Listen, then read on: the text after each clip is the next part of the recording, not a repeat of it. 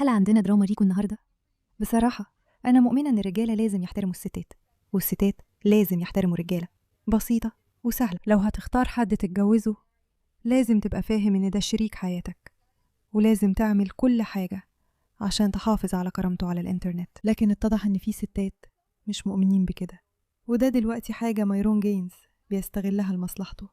مايرون جينز، أيوة، هنتكلم عنه دلوقتي. فالراجل ده الراجل المقرف بتاع فريش اند فيت، الناس بتقول إنه السبب في خراب جواز أكاش سينج الكوري لما نشر فيديو مجمع فظيع لمراته وهي بتقلل من احترام جوازهم بعد ما أكاش هاجم ميرون وفريش بشكل عشوائي على إكس.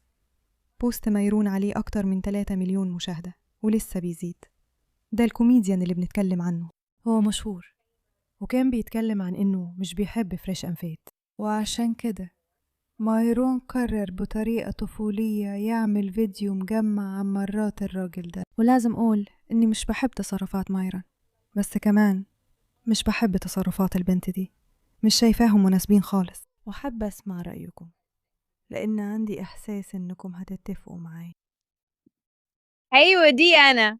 انت غالبا بتتسائل إزاي وصلت؟ في الموقف ده اللي بلاقيه بايخ هو ان ذوقي مش في الستات بتوعي. دلوقتي كنت فاكر اني مش بواعد الستات بتوعي نقطة، وده اكتر شخص بايخ بالنسبة لي بعد المجرمين نقطة. اكاش بيواعد بس بنات صبر. اكاش كان مع بنت واحدة بس في حياته وهي مراته. دي مراتي، يعني ده ولاء من الاخر. أوقات كتير بحس بحنين جامد لأيام الجامعة، كنت بهزها وبعيش حياتي على الآخر في بيوت الأخويات الجامعية بتاعت العيال البيض.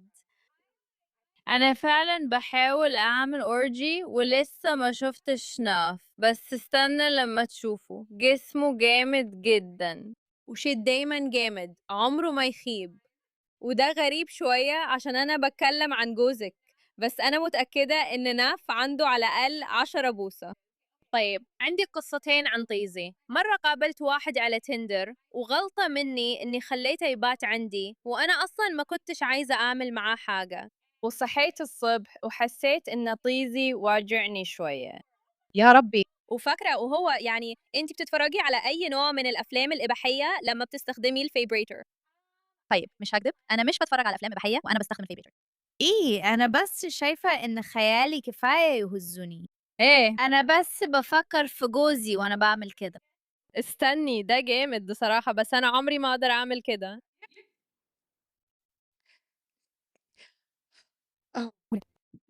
فكنت باستخدم أعمل إيه لمّا جوزي يخلّي الفلوس بيننا منفصلة، وخلّيني أكون صريحة جدًا معاكم، أنا مش باعمل كده، إحنا مش بنعمل كده، إحنا مش بنعمل كده، إحنا مش بنعمل كده. أول حاجة دي علامة خطر كبيرة جدًا، أنا مش باهزر، أنا باحبكم يا بنات، لو عايزين تشتغلوا أنا معاكم في ده، أي حاجة.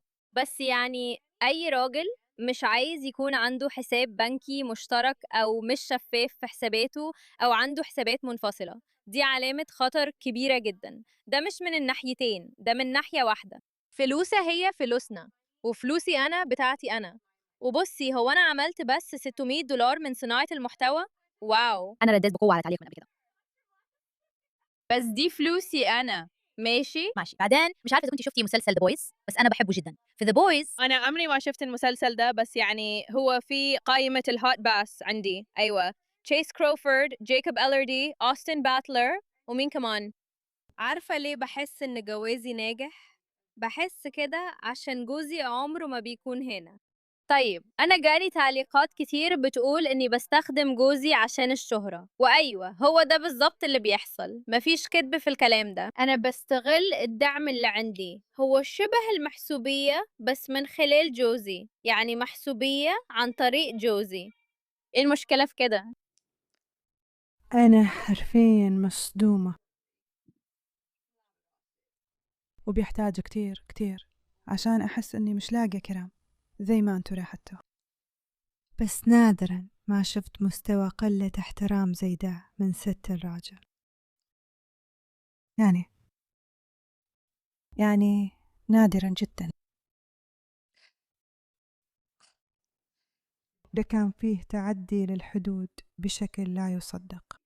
سلوكها كان غير محترم وغير مقبول ومقرف، وأنا حاسة بغثيان شوية، مش لأني حاسة أني عرفت تفاصيل كتير عن حياتهم الخاصة، اللي مناش دعوة بيها، لكن لأني بحاول أتخيل جوزها هيحس بإيه وهو سامع مراته بتتكلم كده على الإنترنت. دلوقتي أنا شايفة إن مايرون جينز شخص حقير عشان عمل الحاجة دي. ده مقرف، ده يثير الاشمئزاز، هو إنسان سيء جدا. بس خلينا ننساه شوية لأنه مش هو الموضوع هنا. أنا شايفة إن الست اللي بتعامل الراجل بالطريقة دي فعلا أوطى حاجة ممكن تتخيلها. هو هنا بيشارك إنه عمره ما نام مع حد، وهي بتتكلم عن كل اللي نامت معاهم. كلكم عارفين إني بكره أستخدم منتجات على بشرتي لأني مش عايزة أحس بالزوجة أو إن بشرتي مسدودة، وكل اللي عايزاه إني أحس بالنظافة، وعارفة إن عدم وجود روتين للعناية بالوش يعتبر جريمة. بس دلوقتي بعد ما لقيت وان سكين ممكن أضطر أعترف إني كنت غلطانة طول الوقت. بصوا أنا لسه مش كبيرة في السن، بس الفترة الأخيرة بدأت ألاحظ فرق في بشرتي اللي قررت فجأة إنها تبدأ تكبر في السن، وده فعلا مش لطيف. بس بعد إقناع كتير من صحابي قررت أجربه، وأيوة أنا دلوقتي اتغيرت تماما. أنا عمري ما برشح حاجة مش واثقة فيها، كلكم عارفين النظام، بس يعني بصوا بس إيه رأيكم؟ وده مش بس تجربتي أنا. وان سكين عندهم أكتر من 10,000 تقييم 5 نجوم، ودلوقتي بقوا من الرواد في مجال الحفاظ على شباب البشرة. لازم أحذركم إن على عكس اللي الإنترنت بيحاول يخليك تصدقوه، أنت مش محتاجة روتين معقد عشان يبقى عندك بشرة أحلى.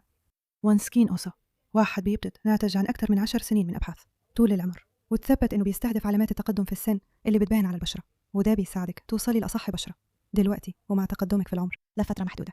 جربي وان سكين تايم بخصم 16% لما تستخدم الكود ميراكي على oneskin.co/ميراكي، يعني خصم 15%. oneskin.co بالكود ميراكي. بعد ما تشتري هيسألوك عرفتي عنهم منين، فلو سمحتي ادعمي برنامجنا وقولي لهم إننا إحنا اللي بعتناكي. كنت أتمنى أقدر أقول إن الفيديو المجمع ده كان أسوأ حاجة، بس للأسف عندنا أكتر. إحنا فعلا عندنا أكتر. للمشردين بس، يعني لما تركب المترو وتلاقي فيه شخص مشرد نايم وكل الناس لازم ينزلوا من العربية دي، أيوة ده بالظبط ريحة جوزي. يا ربي يا رب ما يزعلش مني. هقول لك على حاجة من غير أي تردد، هقول لك لازم تمشي. قلة الاحترام هتزيد أكتر وأكتر، ومفيش ست هترضى تنام مع راجل لو مش بتحترمه. دي صعبة يا راجل. دي حاجة صعبة لما تكون عارف الناس دي. أيوة أكاش من فضلك كلمني، أنا ساعدت ناس حتى لو مش بحبهم. روح اسأل يانس، روح اسأل صاحبك يانس، روح اسأل كريست ستيفان. يعني أنا مش هعرضه بصراحة. أنا فعلا مش عارفة أقول إيه لما حد يتكلم عن جوزها بالطريقة دي أونلاين. واستنى، الموضوع بيزداد سوء. ما تلوميش البنات السمراء على إنهم بيروحوا لرجالة بيض، لوم نفسك وأصحابك إنكم اختيارات سيئة. دلوقتي قبل ما تقول استني يا جستان، مش كل الرجالة السمراء وحشين. ماشي تمام الكلام مش عليك، بس دول 3 طرق أكيدة تعرف بيهم لو أنت زبالة. يعني أول حاجة، لو دايماً بتحط أمك قبل حبيبتك، دي علامة واضحة. تاني حاجة، لو شايف إنها بتزن أو بتضايقك أو ملزقة فيك مع إنها في الحقيقة بس عايزة احتواء عاطفي أو شوية اهتمام منك. يعني هي قاعدة هنا بتتكلم عن الأولاد السمر بطريقة وحشة مع إنها متجوزة واحد منهم. هي قاعدة هنا بتتكلم عن الأولاد السمر بطريقة وحشة وبتقول بوضوح إن البنات عايزين أولاد بيض، ومع كده هي متجوزة. أكيش أنت ما تستاهلش كده. مش عارفة أقول إيه، بس فعلا أنت ما تستاهلش ده. دلوقتي أنا كنت فاكر إنه أنا مش هواعد الستات بتوعي وخلاص، وده بالنسبة لي أكتر شخص ممل في الدنيا بعد المجرم، وخلاص دول أصلك. الستات دول بيعكسوا أصلك، زي أكاش هو المثال المتطرف. يعني أكاش بيوعد بس البنات السمر، ماشي. أكاش كان مع بنت واحدة بس في حياته وهي مراته، دي مراتي، يعني هو وفية جدا من الآخر.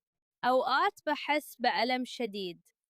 هو حرفيا بيتكلم عن إنه كان مع زوجة واحدة بس، وإنه بيحترم مراته جدا، ودي هي. انت اتجوزت الست دي اللي عيد ميلادها كمان اسبوعين، وانا بحبك جدا، والندم الوحيد اللي عندي اني اتجوزتك مرة واحدة بس. اظن ان ده الطريقة. ايه رأيك؟ وبعدين هرد كمان على الناس اللي بتقول اني مش بحب جوزي عشان اتجنبت بوسة.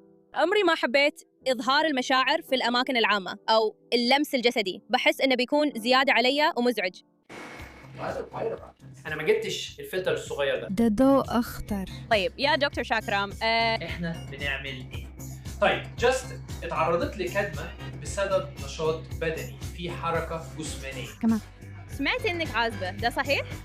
تمام. هنرجع للغش تاني يا جماعة. قولوا مرحبا لمراتي. محدش هيخنقني وانا من غير مكياج. يا بنتي اسكتي بجمالك ده، انا كنت عايز اروح. ايوه بس انتي مش فارق معاكي لو فشلت، فعلا مش فارق معايا. بس يعني اي راجل مش عايز يكون عنده حساب بنكي مشترك، او هو أنا فعلا مش قادرة أتفرج على ده أكتر من كده، مش قادرة أتفرج أكتر من كده يا جماعة. اتجوزوا واحدة تحترم مؤخرتك وتحترمك، والستات احترموا رجالتكم، لأنه مفيش حاجة أبشع من واحدة تطلع وتتكلم وحش عن الراجل اللي هي اختارته يحميها. فعلا مفيش أبشع من كده.